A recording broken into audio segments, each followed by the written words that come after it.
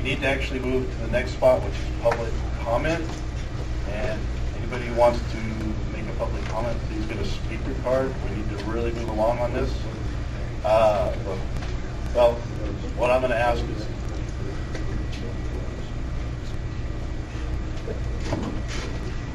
yes, a very good idea.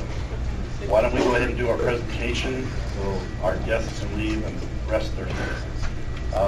Anyway, it's going to be FRV Solar, and their project is at 110th Street West and Avenue High.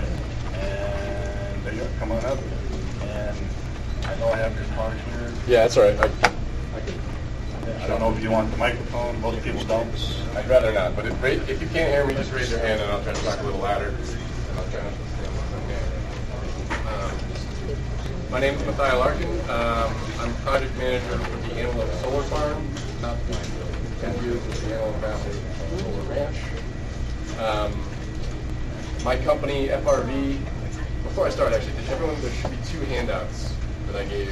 One is a presentation and a single one-pager. Does everyone get the handout? Just give me 1 second, I'll hand out some extra copy. You just raise your hand and I'll give you some extra. My name's Sean. Extra copies. We got a chance to hang out with We got one last night, but you know what? I looked at Yeah, you got to ride that. You have to ride with us. Should have charged him. You're lucky you're doing that now. But he was entertaining enough that he earned his He is pretty entertaining. Well, then undercharged Are you presenting this evening too, or are you just No, I'm just sitting here to throw stuff at him and heckle him. Anyone else not get a presentation? There's also a 1-page. Nicole has it. Okay. You really need that. Yeah, there's an extra.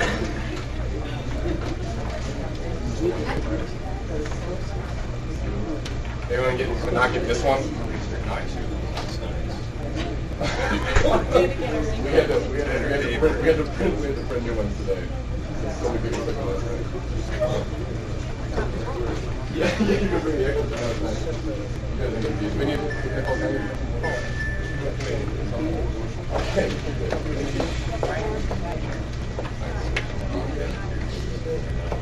Two.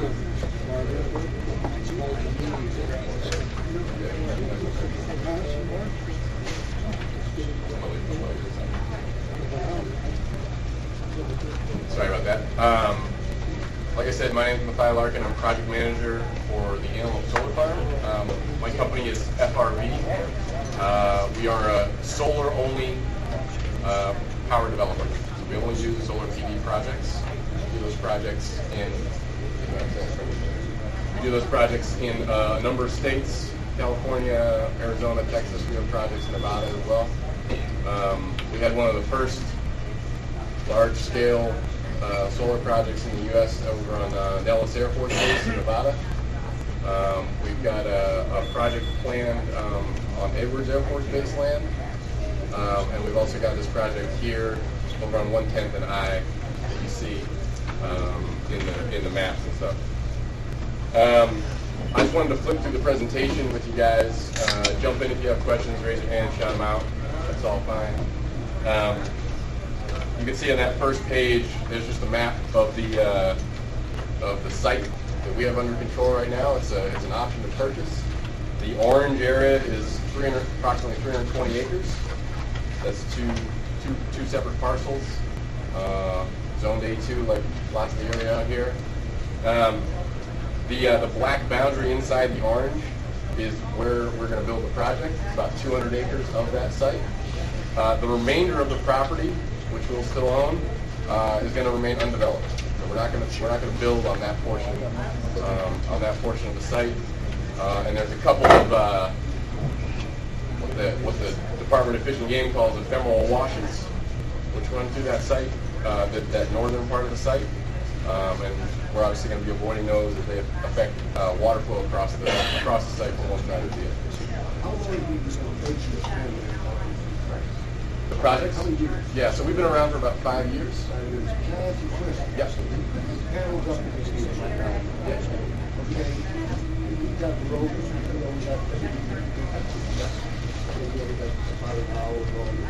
But now when you put the panels up, you can't shut it off.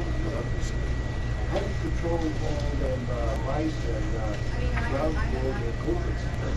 Well, we're not. You mean in terms of like chewing on wires and stuff like that? No. You don't have like coyotes and other animals go after them rodents. Yep. They're just going to test that area. Yep. And you can have piles of dirt, piles of all, and everything else. You do other projects. You have seen this problem? So I mean, every project's different for sure because we have some in the desert, we have some on old farmland. But it's a good point for sure. If you're going to test it like these other projects, in a couple of years, I'm going to have $10 tax in my house to protect myself from that's like the reflections. The model N will still be completely wrong. You're the people around us. Sure. So I was just wondering. So we haven't yet, but we've heard a number of times, both recently and also trying to pay attention to what's been going on with other projects. Sure. Yeah, so we have the application that we submitted. We have a CUP application, a conditional use permit application into the County of LA, and we submitted that back in March. So they're basically still reviewing that. They've assigned a case planner. That application, it doesn't take into account those kinds of things, but that's what we're out here right now, trying to understand from you guys what is, how can we best do that, and learning about, the rodent population. That's important. Well, yeah, see, you're going to have open somewhere for the coyotes and wild animals around here because of there's no limit. And you're going to have a lot of mountains around. Yeah. Well, that was cut to the chase, basically what we did with NRG is we put in there that part of their mitigation fee is that they have large predator access. Because you block off a chain link or whatever. Yep. All the other creatures come multiply And stay in that area, and then start going out of that area. So that's a pretty easy fix. It's very easy to do. Yeah. Right. So that was For sure. So I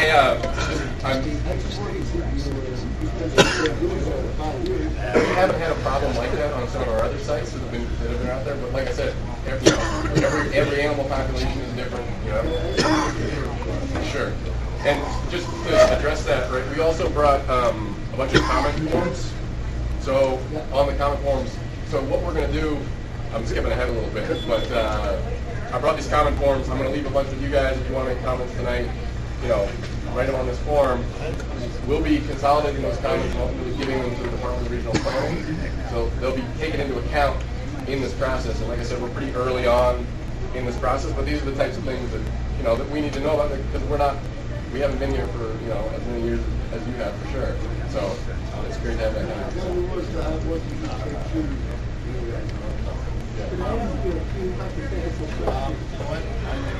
I think we better let them finish this presentation and then we can have it. Otherwise, we'll be here all night. I opened that up. I'm sorry, but we'll flip through it if I don't answer your question. We can answer it here, or I can stick around after if you want to ask it. The other point on just this first page is the star, the black star. That's the proposed point of interconnection that we've proposed to Southern California Edison. They have a 66 kV line that runs right there on 110th Street on the west side of 110th, and that's our proposed interconnection point. So it's adjacent to the site. Okay. Ultimately, so that's there's not any planned off-site transmission lines. Okay. In our application, in order to take into account all potential worst-case scenarios, we did propose alternatives. One of the alternatives runs down the Antelope substation and it parallels. You see that white line?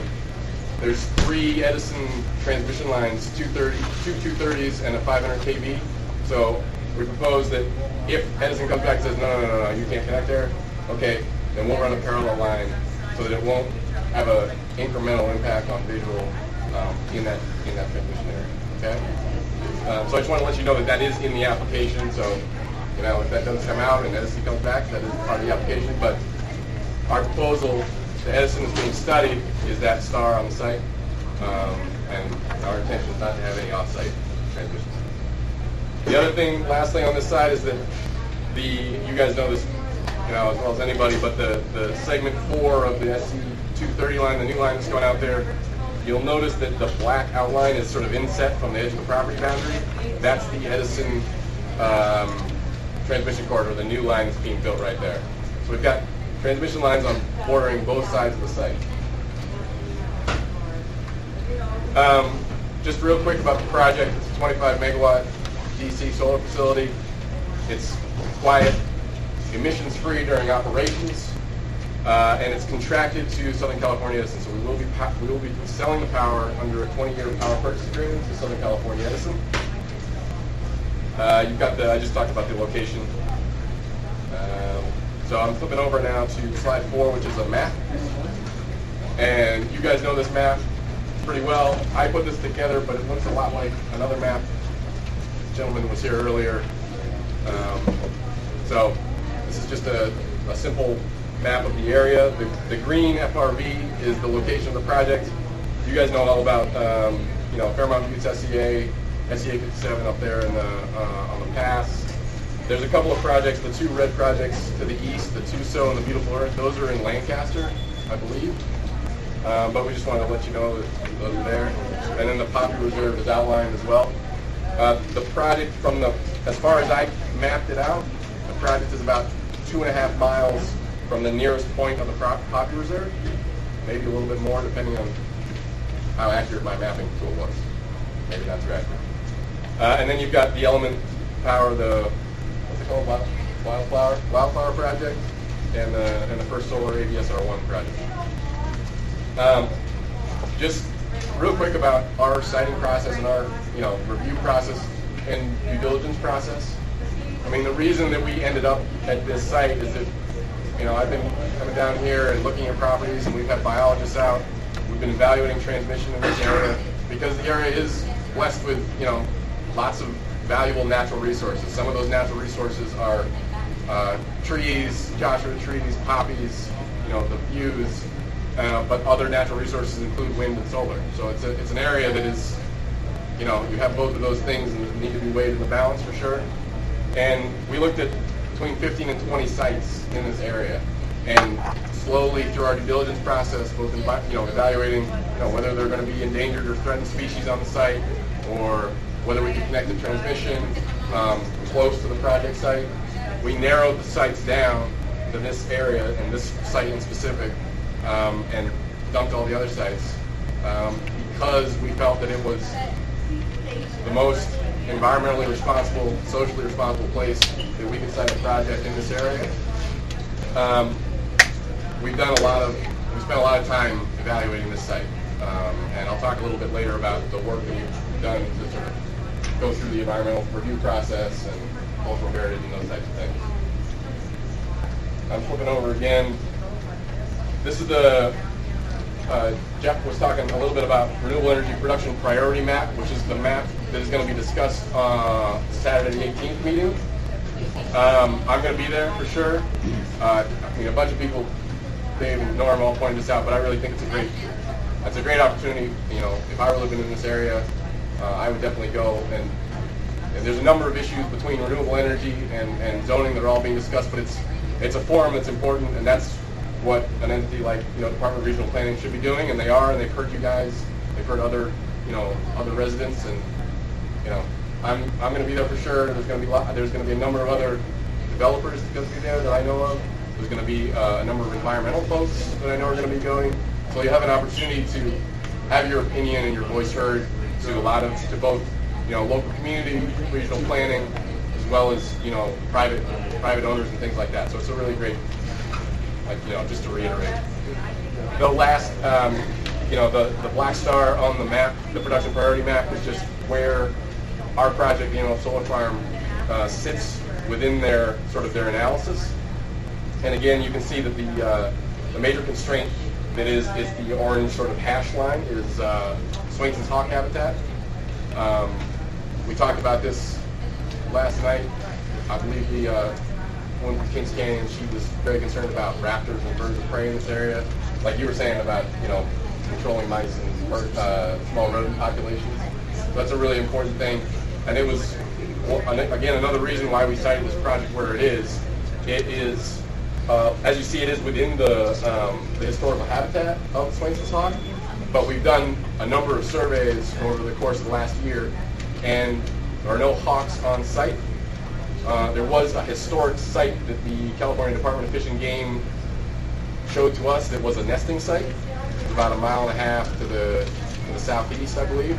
So we surveyed that site. It's been vacated, but we also found another site about 1 mile to the southwest. And so we're going to continue monitoring that site. And I actually was out today with Department of Fish and Game, and it sounds like because we were able to survey that and find that new nesting location, that SCE is also going to have to be providing some mitigation measures for that hawk site. So, it's generally that's a good thing for the area. Flipping over, good transition into the studies that we've completed thus far on the site. Environmental and cultural. This is part of the environmental review process that's required by the county, by the state, by the Department of Fish and Game. So we've completed our surveys and evaluation of the site. We've not found any special status wildlife on the project site. We've also completed some hydro and drainage analysis. And the biological surveys we completed specifically are for wintering birds.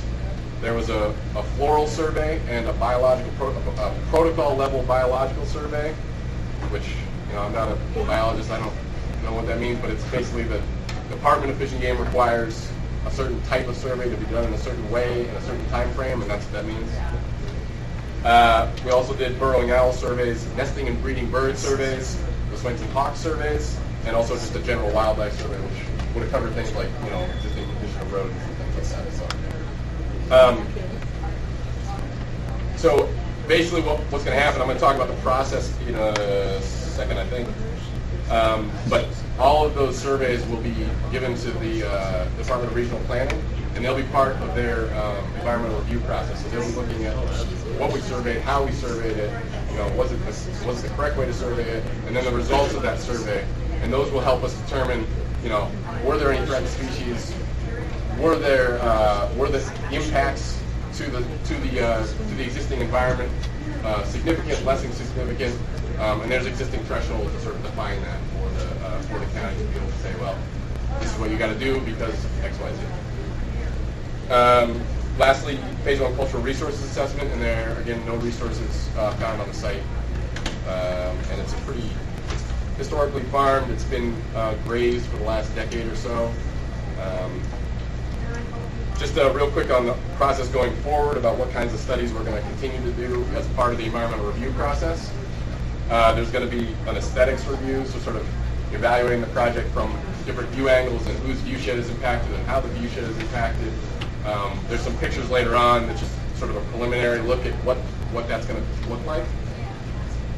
Evaluate geology and soils, hazardous materials, hydrology, water quality, as well as noise impacts.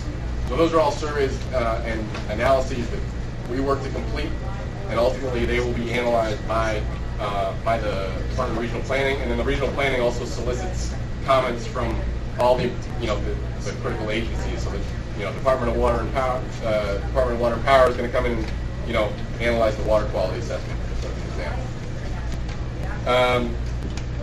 Water use, we understand this is. It's been talked about here. We talked about it. I was presenting last night at Antelope Acres Town Council. Talked about it last night. It's a huge issue. I understand that. Just to be clear about what impacts our project is going to have. So during the operations phase of the project, no water is going to be used to generate power. Okay, that's one of the benefits of PV solar. We will use water to wash the panels and also to do a little bit of dust mitigation. We do. There's a How are you animals gonna, the reason why I asked, this month, 2 spotted owls, Yep. one baby, one comes by the way, beautiful spotted owl, they're not brown. They have down, I don't know, that owl. put a lot of stuff around, they hit them. Yeah. And they get broken wings, they're really fragile. That's why I have. Sure. Well, I think Otherwise, these guys don't know about these things. And now we put them out there, they just run a cycle.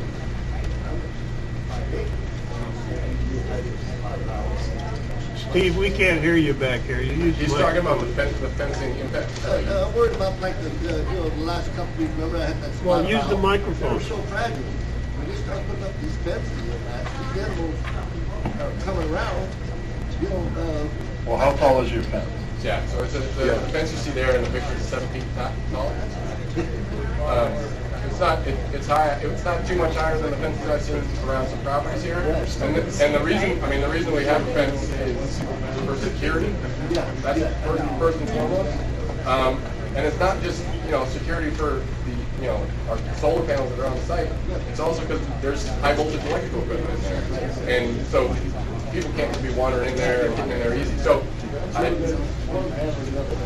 you going to have razor wire or regular barbed wire? If there's regular barbed wire proposed, good question. I'd have to go back and check. I think it's regular barbed wire, but I'd have to check the application.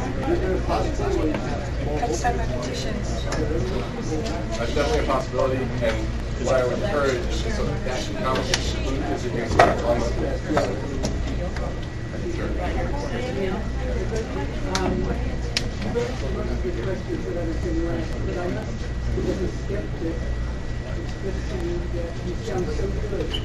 I realized it was Jerry Brown's statement, which is the second place the people believe, that you know what we desire, but when push comes to shove, the relationships to the quantity of people in the city of Los Angeles, whereby 2020 apparently they want the area to be a third of alternative energy. Would you not find it then, and I just want to answer this, find it desirable as the opportunity arises to disregard some of these issues that seem to be critical to people here, because certain things, such as what took place in our area, where all of a sudden within a day or two, people quickly came in and just took out the Joshua trees, and before we knew it, we were ready to go ahead with the new solar addition. So, I mean, your question is, would I not want to do that? Sure. I mean, you're a business, so you would. Okay, I can appreciate you. That's not my answer. I understand. Perhaps what you could do is address there are no Joshua trees on that spot. There are definitely no Joshua trees on the site, and historically, because it has been previously farmed, those Joshua trees were gone, and it's been grazed since then. It is a sheep grazing area. Yep. Well, so the grazing area that goes on in that area, my understanding, I've talked to the people who graze on our property, it's rotational grazing. So there'll be, a week here, a week on another property, and they basically have a lease with a landowner that says we can come in on, in any given month and say, okay, we can bring our sheep in for a week, graze. Because the sheep will go through that site and just cover it in a week, and it'll be gone. It won't be worth anything for grazing, and they'll move on to another site. So it's not, it's not prime ag land, it's not prime grazing land. I haven't answered this question yet. The answer is no. I mean, the reason that we're here today, and the reason that we've spent a year evaluating sites in this area, is to properly site the project in an area that we feel is less impactful, and that's why we're presenting it to you, and hopefully we feel that it's, in relative terms, a less impactful project. Yes, we are a private company. Yes, the project has to make money. Absolutely. So are you gonna run sheep on the property? That's something that's definitely under consideration. We haven't. The solar industry in the U.S. has not done that. I know in Europe it's been done. Yeah, they're doing it in Spain right now. Yep. It's actually pretty simple. All you have to do is put heavier drop cables, so if they get a little extra hungry, they can't bite through it, and that's it. Sheep are very easy. I was talking with someone else about it. Yeah, it's definitely something that we were considering. We wouldn't have goats because they'll go through whatever you put out there. They'll jump on top of the solar panel. They'll jump over the solar panel. It's only 6 feet tall, Why do the fences have to be razor wire on top? Is there a county code or do you go to put the fence that high? No, so I can't confirm this razor wire. I apologize. I can't recall what we have in our application, but there is barbed wire at least on top of the site, and that represents the last foot. So it's a 6 foot tall fence. We have to drive by, look at it. It's not just your project. Look at any. I mean, a lot of project. Yep. And say if you look at something that's supposed to be or go inside, you're not going to go over 7 or 8 feet and maybe cut the bench or go underneath it. I mean, why do you guys have to go so high? We have to drive by. Sure. Every road you take, make sure you stay in the fence. Just something to think about. Don't put it down and not put the razor wire What? on top. I think the wire is necessary for safety and security. I mean, I think otherwise, I mean, you and I could both climb we can climb a 10-foot height fence. You know, it doesn't matter. I think that's a question either the sheriff's department and they'll tell you that most people cut the chain link fence and go through it. Nobody's gonna climb it. And that's why we also have, we'll have a security system on Make site. it 12 feet higher. People aren't gonna climb. They just cut the fence and go. And there will be other security measures on site to help mitigate people trying to cut the fence, for sure. But there needs to be an initial level of deterrence for climbing the fence. And if I had a 7 foot high fence with barbed wire on top, I'm not gonna climb it. We're concerned about it because we're half a mile away from one of the bridge roads. Sure. We're probably from 8 feet, wall side of houses, and we're gonna see, 8-foot fence with, corners on it all the way around. I don't know how many acres. So, and I understand that there's lots of other projects out here, and it feels like there's a lot of these fences. Yeah, you're gonna be driving down a galvanized road, all you're gonna see is chain link fence all over the town. So, We have, point taken.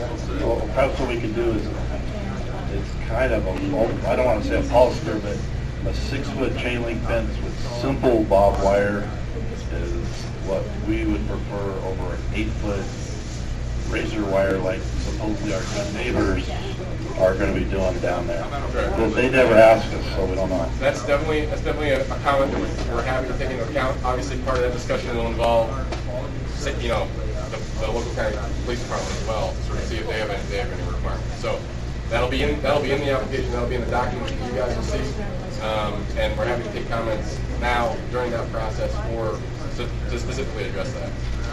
Question?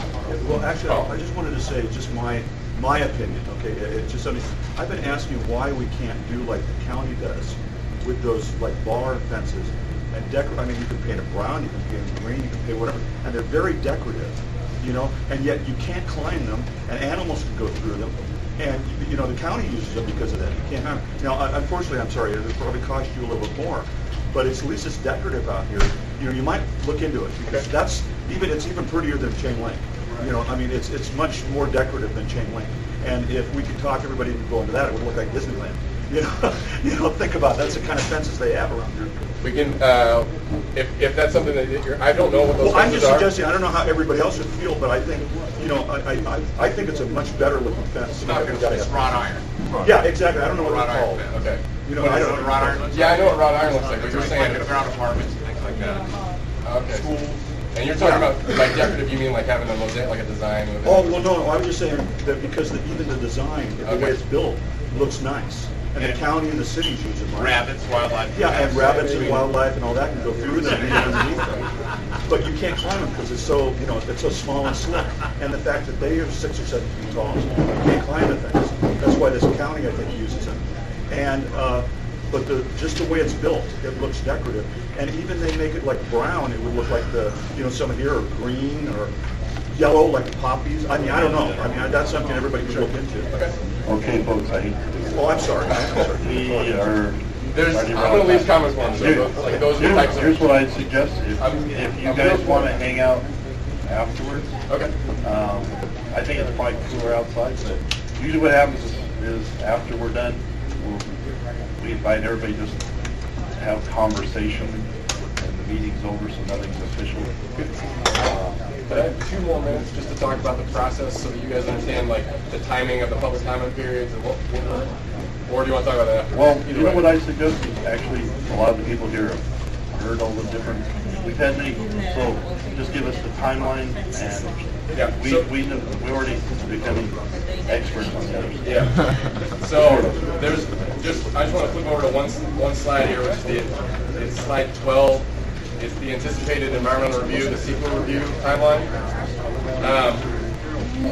And basically, I talked with the Department of Regional Planning the other day, and they said regardless of the path within the environmental review, that the draft document, so the next step of the document before it even goes to a final stage for a hearing and a review, the draft document, the environmental review document, will be made available to the public, specifically to town councils like Paramount, like Antelope.